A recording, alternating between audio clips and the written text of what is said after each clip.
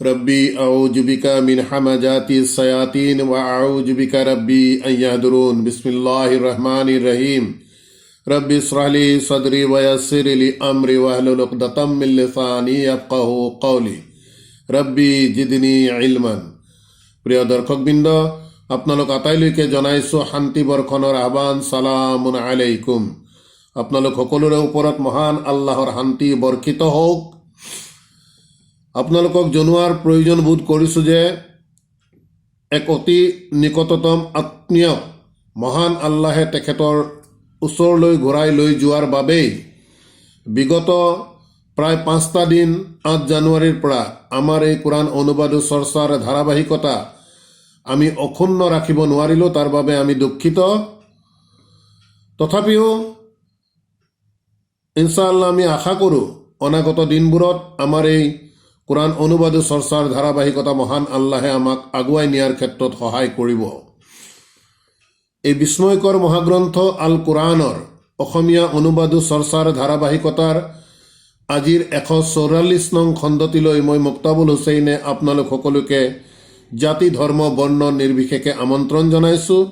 আহক ইনশাআল্লাহ আমি প্ৰত্যেকেই মহান আল্লাহৰ দ্বাৰা প্ৰেৰিত এই গ্ৰন্থৰ অসমীয়া অনুবাদ চৰ্চাৰ ধাৰাবাহিকতাৰ ক্ষেত্ৰত অংশগ্ৰহণ কৰি মহান আল্লাহে মানৱ জাতিৰ বাবে প্ৰকৃততে কি বাণী প্ৰেৰণ কৰিছে, কি আদেশ নিষেধ আমাক দিছে, সেই দিশটো আমি পুংখানুপুংখভাৱে বুজাৰ চেষ্টা কৰোঁ।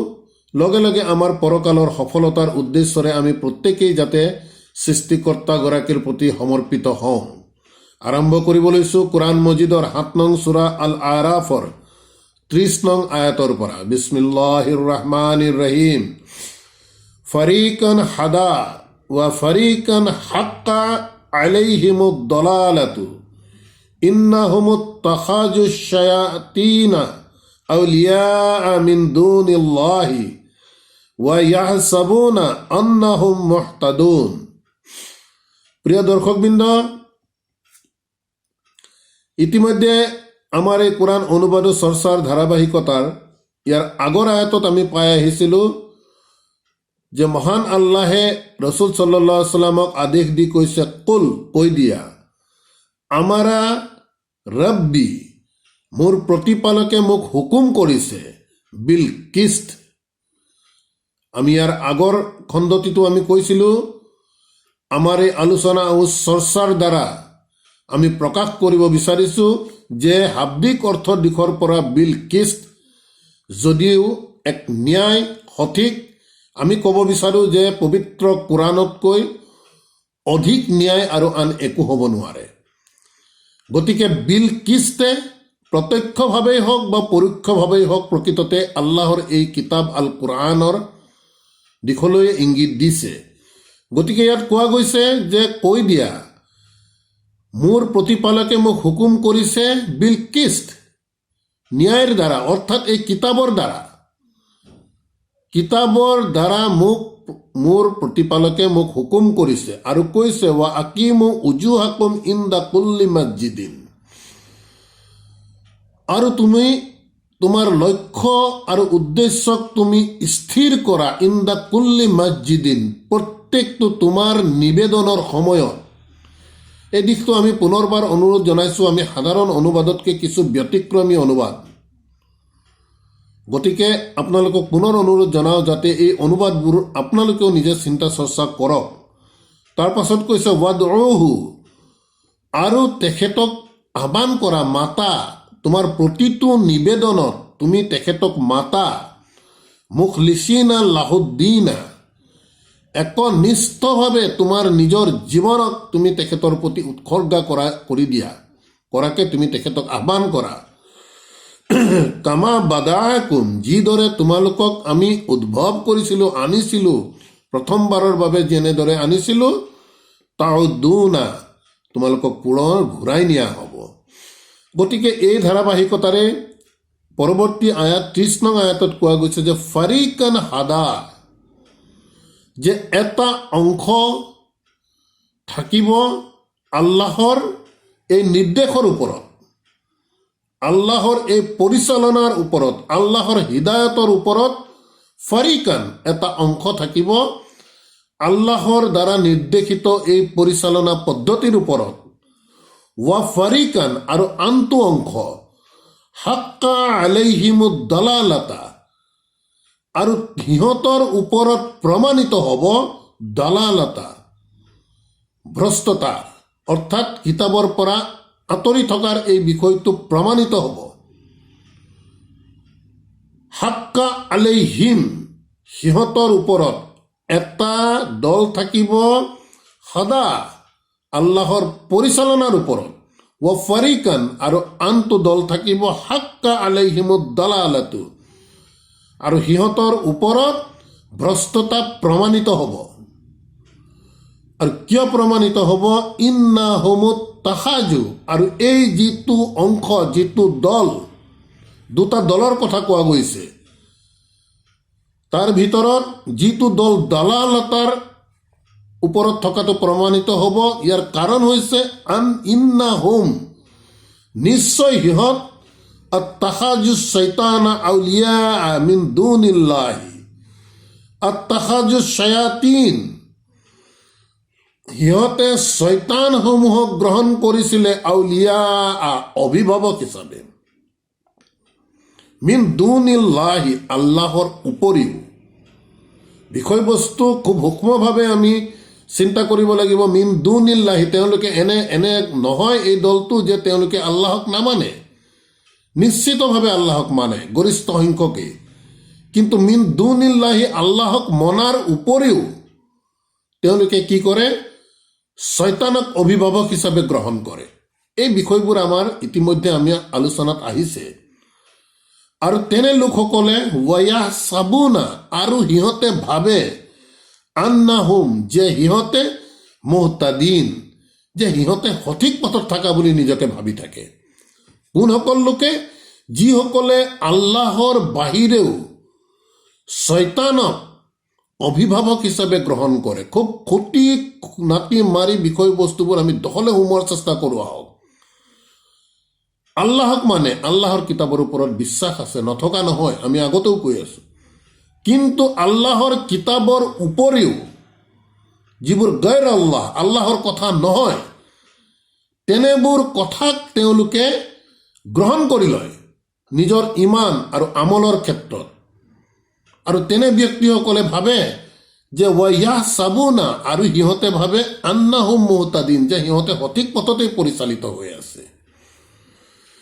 তাৰ পাছৰ আয়াতত কৈছে ইয়া বানি আদম, হে আদম সন্তানসকল, খুজু জিনাতাকুম ইনদা কুল্লি মসজিদিন। প্ৰিয় দৰ্শকবৃন্দ, আমি পুনৰ অনুৰোধ কৰিছোঁ, আমাৰ কিছু কিছু আয়াতৰ অনুবাদ আপোনালোকে সম্পূৰ্ণ সাধাৰণ অনুবাদতকৈ ব্যতিক্ৰম দেখা পাব। গতিকে আপোনালোকক আহ্বান জনাম যে আপোনালোকেও আয়াতৰ ভিতৰত সোমাওক। সাধাৰণ আয়াতবোৰত ইয়াৰ অনুবাদ এনেধৰণে কৰা গৈছে যে হে বনি আদম, হে আদম সন্তানসকল, খুজু জিনাতাকুম ইনদা কুল্লি মসজিদিন। প্ৰত্যেকবাৰ তোমালোকে যেতিয়া মছজিদলৈ যোৱা, তোমালোকৰ বেশভূষণ, তোমালোকে সুন্দৰ সুন্দৰ পোছাক পিন্ধি তোমালোকে তোমালোকৰ চালাত আদায় কৰিবা। এনেধৰণৰ অনুবাদ আপোনালোকে সাধাৰণতে গৰিষ্ঠ সংখ্যক অনুবাদতে পাব। কিন্তু ইয়াৰ জানো কোনো বাস্তৱতা আছে? আয়াতৰ চিন্তা কৰাৰ দিশ সেইটোৱে। কিয়নো পবিত্ৰ কোৰাণৰ যিমান আয়াত আছে বাস্তৱ, প্ৰতিটো বস্তু বাস্তৱ। আমি পৃথিৱীৰ সম্পৰ্কে যিখিনি কথা বতৰা আছে সেইখিনি বাস্তৱ আমি দেখি থাকোঁ, আৰু অদৃশ্যৰ বিষয়ে যিখিনি পৰকালৰ কথা বতৰা আছে ইনশাআল্লাহ সেইখিনিৰ বাস্তৱতা আমি সিদিনা সাক্ষক নিজ চকুৰে আমি দেখা পাম। আকাশৰ পৰা পানী দিয়ে, বত ইত্যাদি ইত্যাদি যিমান ধৰণৰ গছ লতা ওলায়, শস্য উদ্ভিদ ইত্যাদি ইত্যাদি বিভিন্ন কথা যিবোৰ কোৰাণত উল্লেখ হৈছে, প্ৰতিটো কথা বাস্তৱ, আমি দুনিয়াত আমি দেখি আছোঁ। ঠিক তেনেদৰে পৰকালৰ বিষয়বোৰো বাস্তৱতা আমি সিদিনা ইনশাআল্লাহ 100% আমি দেখিবলৈ পাম। গতিকে সেই গাইবৰ ওপৰত আমি এতিয়াই দুনিয়াত থাকোঁতে আমি বিশ্বাসত আনিব লাগিব। ঠিক গতিকে মন কৰিব, প্ৰতিটো চালাতত প্ৰতিটো নামাজত যদি এই আয়াতৰ অনুবাদ এনেধৰণৰ হয়, তোমালোকে বেশভূষণে তোমালোকে সুসজ্জিত হৈ ল'বা। এতিয়া যদি আমি অলপ দহলৈকে চিন্তা কৰোঁ, পৃথিৱীত হয়তো এই আয়াতৰ বাস্তৱতা, সেই অনুবাদৰ, আয়াতৰ নহয়, সেই অনুবাদৰ বাস্তৱতা আপুনি ক'তো পুৰুষ বা মহিলা ক'তো বিচাৰি নাপায়।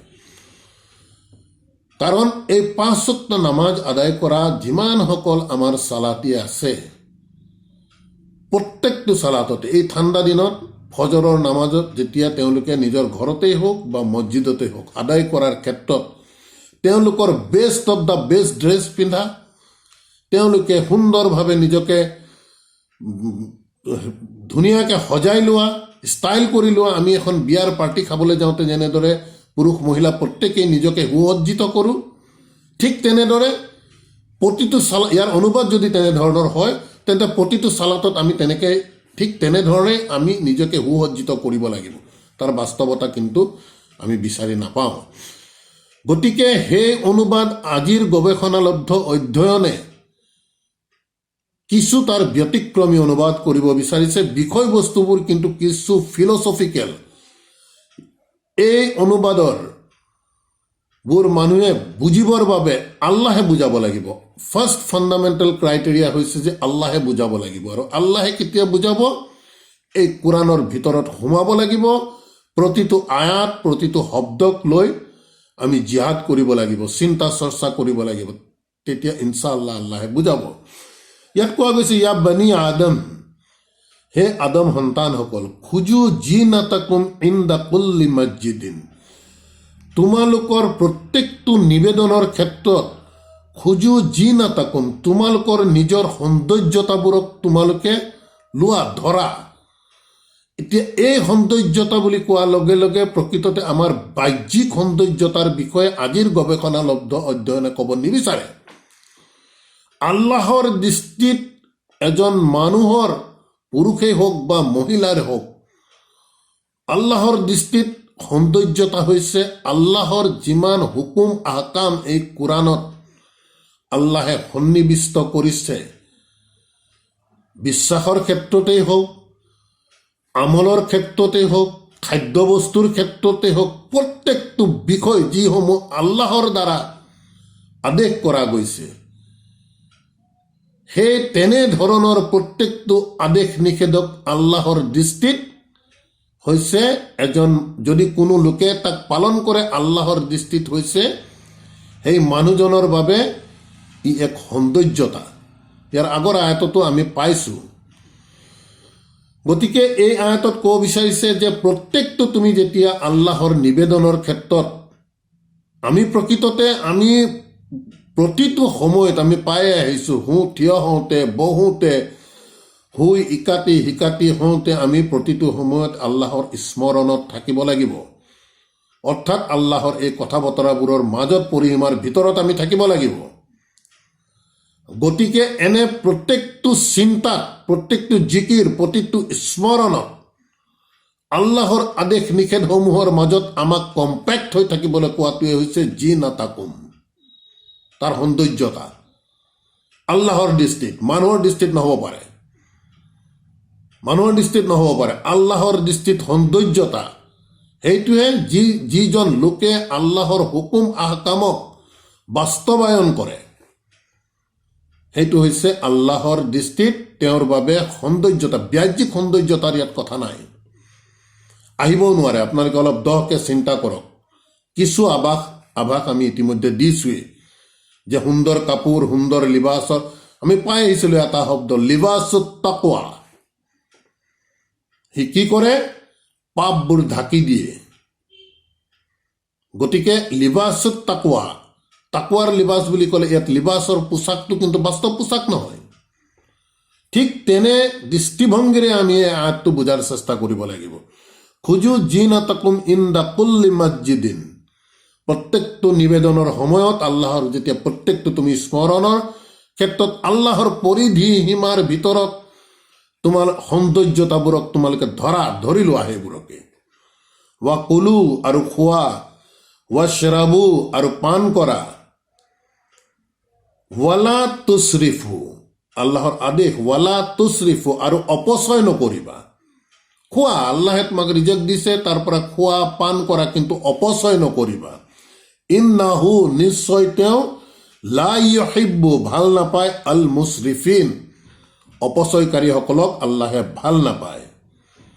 তাৰ পাছৰ আয়াতত কৈছে, কুল, ৰাসূল সাল্লাল্লাহু আলাইহি ওয়াসাল্লামক কৈছে, কুল, কৈ দিয়া, মান হাৰ্ৰামা জিনাতাল্লাহি, যে কোনে হাৰাম কৰিছে জিনাতাল্লাহি, আল্লাহে দিয়া এই সৌন্দৰ্যতাবোৰক কোনে হাৰাম কৰিছে। এই আয়াতত বিষয়বস্তু প্ৰসংগ আহিব, খাদ্য বস্তুৰ ক্ষেত্ৰতো আহি পৰিব। চাব আপোনালোকে কোনে হাৰাম কৰিছে। যিহেতু খাদ্য বস্তুৰ ক্ষেত্ৰতো আল্লাহে হাৰাম কৰা, হালাল কৰা খাদ্য বস্তুক নিজে নিজে হাৰাম কৰি লোৱাৰ বিষয়ে ইতিমধ্যে আমি পঢ়ি আহিলোঁ। গতিকে আমি কোৰাণ যেতিয়া আমি অধ্যয়নত যাম, আমি সদায় কৈ আহিছোঁ যে ইতিমধ্যে আমি পঢ়ি অহা বিষয়বস্তুবোৰ আমাৰ স্মৰণত সদায় সতেজ কৰি ৰাখিব লাগিব। গতিকে কৈছে, কুল, কৈ দিয়া, মান হাৰ্ৰামা জিনাতাল্লাহি, আল্লাহৰ এই সৌন্দৰ্যতাবোৰক কোনে হাৰাম কৰিছে। আল্লাতি আখৰাজা লি ইবাদিহি, যিবোৰ সৌন্দৰ্যতা আল্লাহে তেওঁৰ বান্দাৰ বাবে প্ৰস্তুত কৰি দিছে, আনি দিছে, এলাও কৰি দিছে। ৱাত্তাইয়িবাতি, উৎকৃষ্ট, মিনাৰ ৰিজকি, তোমালোকৰ খাদ্য, তোমালোকৰ জীৱিকাৰ যিবোৰ উৎকৃষ্ট, ইতিমধ্যে আমি পাই আহিছোঁ এই বিষয়বস্তুবোৰ। গতিকে আল্লাহে আল্লাহৰ এই সৌন্দৰ্যতাৰ উৎকৃষ্ট বস্তুবোৰ তোমালোকৰ ৰিজকৰ কোনে হাৰাম কৰিছে। কুল, কৈ দিয়া, হিয়া লিল্লাযিনা আমানু, এই আল্লাহে হালাল কৰা আল্লাহৰ এই সৌন্দৰ্যতাবোৰ,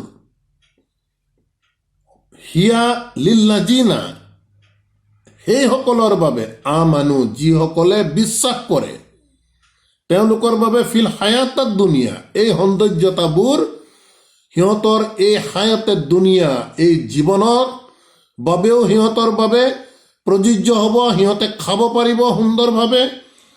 খালিছাতান ইয়াউমাল কিয়ামাতি, আৰু একনিষ্ঠভাৱে, একচেটিয়াকৈ, ইয়াউমাল কিয়ামাতি, কিয়ামতৰ দিনতো তেওঁলোকৰ এই বস্তুবোৰ বা ইয়াতকৈ অধিক উত্তম ৰিজকৰ দ্বাৰা সেইদিনা তেওঁলোকৰ বাবে একচেটিয়া হৈ পৰিব। গতিকে এনে বস্তুবোৰক কোনে হাৰাম কৰিছে, প্ৰশ্নটো আল্লাহৰ তেনেধৰণৰ।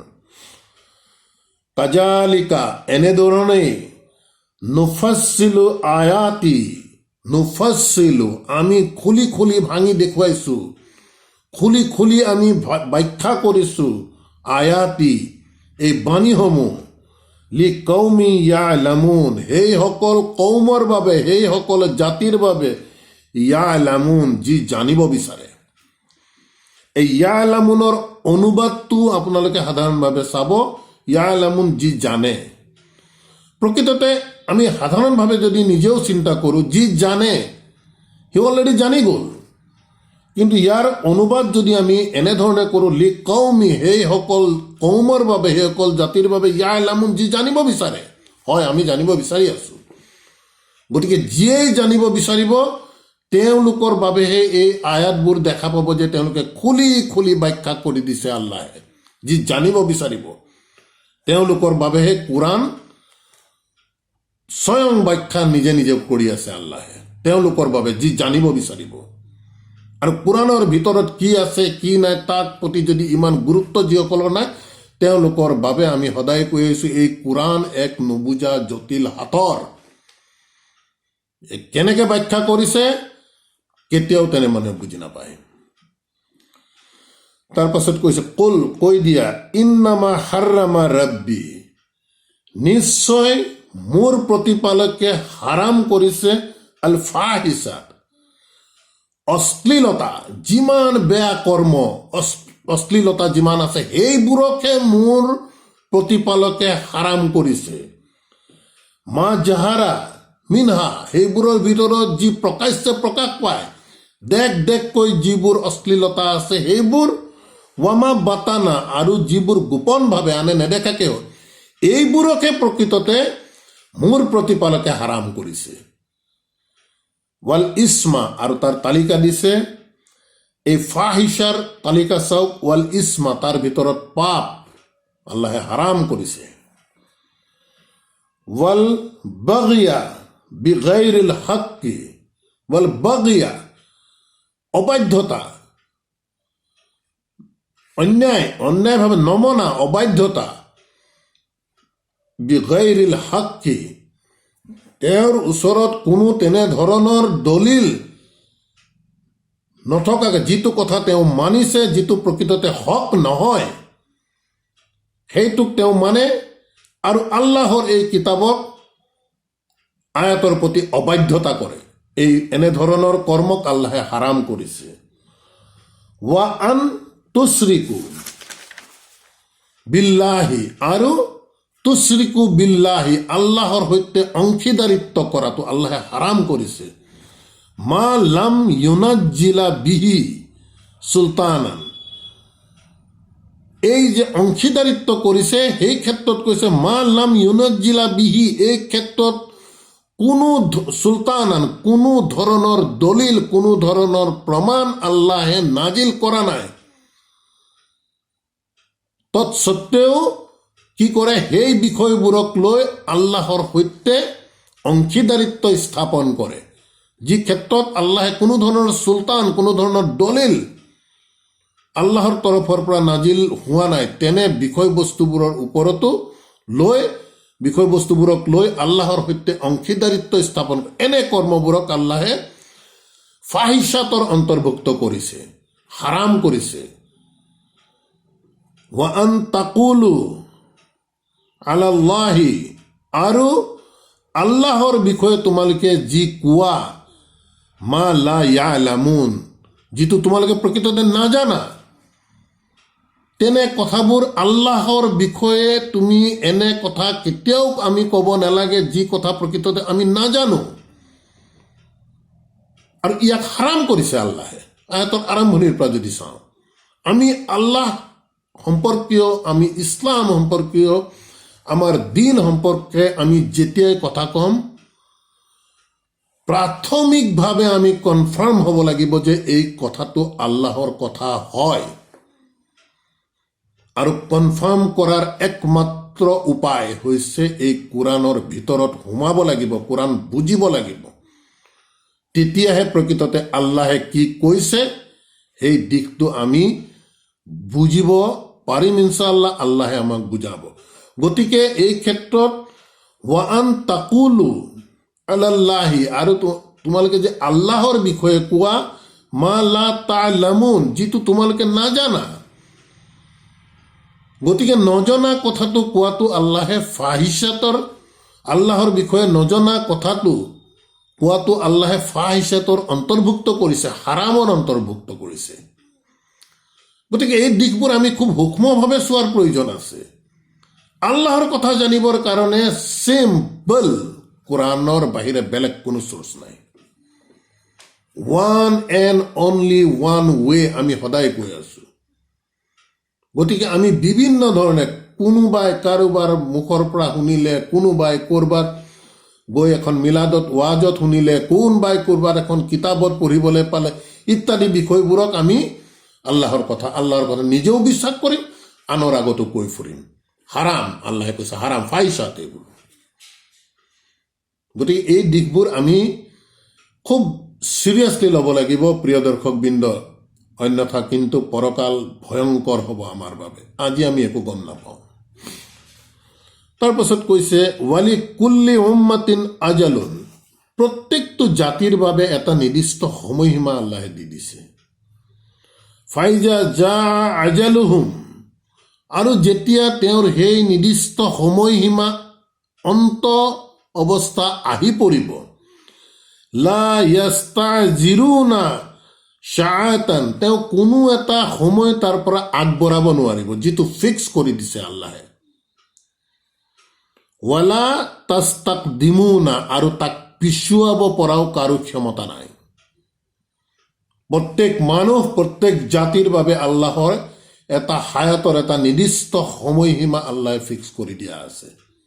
এটা মুহূৰ্ত, এটা ঘণ্টা, এটা মিনিট, এটা ছেকেণ্ড তাৰ পৰা কোনেও আগবঢ়াই নিব নোৱাৰিব সেই সময়সীমা, বা তাতকৈ এটা ঘণ্টা, এটা ছেকেণ্ড, এটা মিনিট পিছুৱাই নিব নোৱাৰিব, কাৰো ক্ষমতা নাই।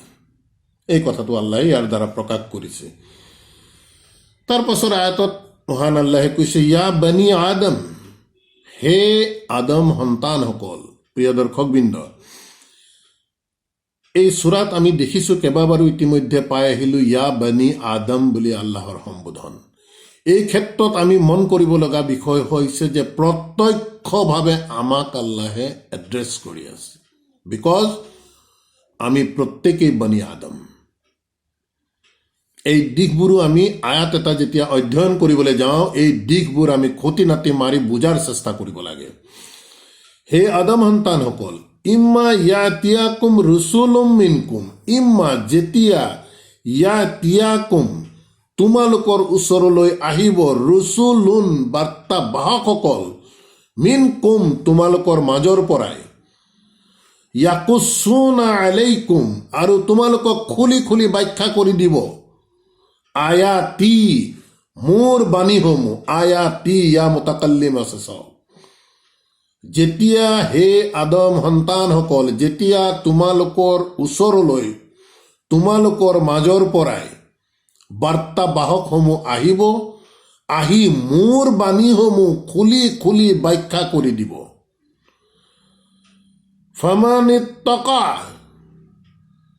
আৰু তেনে অৱস্থাত তেতিয়া যিসকলে ইত্তাকা, আল্লাহৰ এই কথাবোৰক, আল্লাহৰ যি সাৱধান বাণী আছে, সাৱধান বাণীবোৰক যিসকলে ভয় কৰিব, ৱা আসলাহা, আৰু নিজক পৰিশুদ্ধি কৰিব। এই আয়াত খুলি খুলি যেতিয়া বাৰ্তাবাহকে খুলি ক'ব, বুজিব, বুজাৰ পিছত নিজৰ যিমানখিনি পংকিলতা আছে সেই পংকিলতাবোৰ ত্যাগ কৰি যি নিজকে সংস্কাৰ কৰিব, ফালা খাউফুন আলাইহিম, তেনে লোকসকলৰ বাবে সিহঁতৰ বাবে কোনো ভয় নাই, ৱালা হুম ইয়াহজানুন, আৰু সিহঁতে কোনো দুৰৱস্থাত পতিত নহয়। এই আয়াতটো আমি যদি প্ৰথম সূৰা আল বাকাৰা 38 নং আয়াতত মহান আল্লাহে এটা কথা কৈ গৈছিল, আমি অলপ স্মৰণলৈ আনিব বিচাৰিছোঁ। যি সময়ত আমি বিশেষ চৰ্চালৈ নাযাওঁ, যিটো সময়ত মহান আল্লাহে মানুহ সৃষ্টি কৰিলে, মানুহ সৃষ্টি কৰাৰ পাছত আদমক যেতিয়া বেহেস্তত মুকলিকৈ ঘূৰা ফিৰা কৰি খোৱাৰ অনুমতি দিলে, আৰু আল্লাহে হুকুম কৰিলে এই গছজোপাৰ ওচৰলৈ নাযাবা, কিন্তু শয়তানৰ প্ৰৰোচনাত পৰি যেতিয়া আদম আৰু আদম পত্নী সেই গছজোপাৰ ওচৰলৈ গৈছিল, তাৰ পাছত আল্লাহে তেওঁলোকক একত্ৰে সকলোকে, আদম পত্নীও শয়তানক কৈছিল যে কুল না, তেতিয়া আমি ক'লো ইহবিতু মিনহা জামিয়ান, তোমালোকে ইয়াৰ পৰা তোমালোকে গোটেইবোৰ তোমালোক নামি যোৱা। ফা ইম্মা, আৰু যেতিয়া ইয়াতিয়াকুম তোমালোকৰ ওচৰলৈ আহিব, মিন্নি মোৰ পৰা, হুদান পথ নিৰ্দেশনা, ফামান তাবিয়া হুদা, তেতিয়া যিয়ে ইয়াক অনুসৰণ কৰিব, এই পৰিচালনা, ফালা খাউফুন আলাইহিম, সিহঁতৰ কোনো ভয় নাই, ৱালা হুম ইয়াহজানুন, আৰু সিহঁতে কেতিয়াও দুৰৱস্থাত পতিত নহয়। এতিয়া বিষয়বস্তু হৈছে কি, সেই সময়ত আল্লাহে, প্ৰেক্ষাপটটো আমি মন কৰি যাব লাগিব, আল্লাহে তেওঁলোকক যেতিয়া নামি আহিবলৈ ক'লে, তাৰ পাছত আল্লাহে ক'লে মোৰ তৰফৰ পৰা তোমালোকৰ প্ৰতি পথ নিৰ্দেশনা যাব, আৰু যিয়ে এই পথ নিৰ্দেশনাক মানি চলিব তেওঁৱেই, সিহঁতৰ ভয় কৰিব লগা কোনো নাই। কথাখিনি থুলমূলকৈ এনেধৰণৰে। এতিয়া সূৰা আল আৰাফৰ এই আয়াতটো আমি দেখা পাইছোঁ যে ইয়া বনি আদম বুলি আল্লাহে সম্বোধন কৰিছে। গতিকে সেই সময়ৰ যি প্ৰেক্ষাপট আদমক ক'লে, আমি যিহেতু আদম সন্তান, গতিকে আমাৰ ওচৰলৈও নিশ্চিতভাৱে সেই আয়াতৰ আয়াতত কোৱাৰ দৰে আমাৰ ওচৰলৈও সেই পথ নিৰ্দেশনা আহিব লাগিব। পথ নিৰ্দেশনাটো আমাৰ সন্মুখত আছে। এই পথ নিৰ্দেশনাক যিয়েই মানি চলিব তাৰ কোনো ভয় কৰিব লগা নাই। একেটা কথাই ইয়াতো কৈছে যে ইম্মা ইয়া বানি আদম ইম্মা, যেতিয়া ইয়া তিয়াকুম ৰচুলুম মিনকুম, তোমালোকৰ মাজৰ পৰাই এই ৰচুল বাৰ্তাবাহকসকলে প্ৰকৃততে আল্লাহৰ এই বাৰ্তা মানুহৰ মাজলৈ, আৰু এই বাৰ্তাবাহকসকল মিনকুম তোমালোকৰ মাজৰে, কোনো আকাশৰ পৰা পেলাই দিয়া নাই আল্লাহে বাৰ্তাবাহক। আমাৰ দৰে সাধাৰণ মানুহক আল্লাহে মনোনীত কৰিছিল। আৰু আমি আগতেও কৈ আহিছোঁ, যিহেতু আজিৰ প্ৰেক্ষাপথত প্ৰত্যক্ষভাৱে মুহাম্মদ সাল্লাল্লাহু আলাইহি সাল্লাম আমাৰ মাজত নাই, কিন্তু এই কোৰাণেই যিহেতু আমাৰ বাবে এক জীৱন্ত ৰচুল হিচাপে আমাৰ মাজত আছে, গতিকে আয়াতৰ প্ৰাসংগিকতা অনুসৰি আমি এই কোৰাণকেই অনুসৰণ কৰি চলিব লাগিব। যিয়ে ইয়াক ইত্তেবা কৰিব তেওঁৰ ভয় আৰু শংকাৰ কোনো কাৰণ নাই। এই কথাখিনি আল্লাহে ইয়াত কৈছে। ৰচুলুন বুলি কৈ আছে, মিন কুম, তোমালোকৰ মাজৰ পৰা। প্ৰিয় দৰ্শকবৃন্দ, আমি আগতেও কৈছিলোঁ, এতিয়াও কৈছোঁ, কোৰাণৰ আদৰ্শগতভাৱে কোৰাণৰ যি ঘোষণা, সেই ঘোষণা অনুসৰি আল্লাহে নবুৱতৰ দৰৱাজা বন্ধ কৰি দিছে। খাতিমুন নবিয়িন বুলি কৈ মুহাম্মদ সাল্লাল্লাহু আলাইহি সাল্লামক নবুৱতৰ দৰৱাজা বন্ধ কৰি দিছে, কিন্তু ৰিচালত ৰোজ কিয়ামতলৈকে আল্লাহে কিন্তু চলাই লৈ গৈ থাকিব। আদৰ্শগতভাৱে এয়া কোৰাণৰ ঘোষণা। যিয়েই কোৰাণৰ ভিতৰত সোমাব তেওঁহে এই কথা আল্লাহে বুজাব। অন্যথা ওপৰা ওপৰিকে অযথা বিতৰ্ক কৰিবলৈ যোৱা লোকে কেতিয়াও ইয়াৰ মূল তাৎপৰ্য বুজি নাপায়, অনুধাৱন কৰিব নোৱাৰে। আমি আপোনালোকক প্ৰকাশ কৰিছোঁ আল্লাহে আমাক যিখিনি বুজাইছে, বাকী বিবেচনা আপোনালোকৰ প্ৰত্যেকৰ নিজৰ ওপৰত। ওয়া আসলাহা ফালা খাউফুন আলাইহিম ওয়ালা হুম ইয়াহজানুন ওয়াল্লাযিনা কাযযাবু বিআয়াতিনা, মন কৰি যাওক, ওয়াল্লাযিনা, আৰু যিসকলে কাযযাবু, অমান্য অগ্ৰাহ্য কৰিব, মানি নচলিব, বিআয়াতিনা, আমাৰ বাণীসমূহ। স্পষ্ট, প্ৰত্যেকটো বিষয়বস্তু আল্টিমেটলি আয়াত। আপোনালোকে এই দিশটো কিন্তু কোৰাণ যিসকলে অধ্যয়ন কৰিব বিচাৰিব বা সোমাব, তেওঁলোকে এই দিশটোৰ প্ৰতি যাতে সদায় মন কৰি যায়। যিমান ধৰণৰ ঘটনা পৰিঘটনাৰ আল্টিমেট ফাইনেলাইজ আহি যাব আয়াতলৈ। গতিকে ইয়াত কৈছে ওয়াল্লাযিনা কাযযাবু বিআয়াতিনা, আৰু যিসকলে অগ্ৰাহ্য কৰিব, অমান্য কৰিব আমাৰ আয়াতসমূহ, ৱাস্তাকবাৰু আনহা, আৰু নিজকে ডাঙৰ দেখুৱাব, ইগো আনহা, আল্লাহৰ এই কথাৰ ওপৰত, উলাইকা আসহাবুন নাৰ, সিহঁতিয়ে হ'ব জুইৰ অধিবাসী, জুইৰ সংগী, হুম ফিহা খালিদুন, আৰু সিহঁতে তাত অনন্ত কাল থাকিব। গতিকে আলহামদুলিল্লাহ, প্ৰিয় দৰ্শকবৃন্দ, আমাৰ এই অনুবাদ চৰ্চাৰ ধাৰাবাহিকতা আজিলৈ আমি ইমানতে সমাপ্ত কৰিব বিচাৰিছোঁ। ইনশাআল্লাহ পৰৱৰ্তী খণ্ডত পৰৱৰ্তী আয়াতৰ পৰা আমি ধাৰাবাহিকতা অক্ষুণ্ণ ৰখাৰ বাবে চেষ্টা কৰিম। ৰব্বানা আমান্না বিমা আনজালতা ওয়াত্তাবা'না ৰাসূল ফাকতুবনা মা'আস শাহিদিন ওয়া মা আলাইনা ইল্লাল বালাগ ওয়া মা তৌফীক ইল্লা বিল্লাহ। সালামুন আলাইকুম।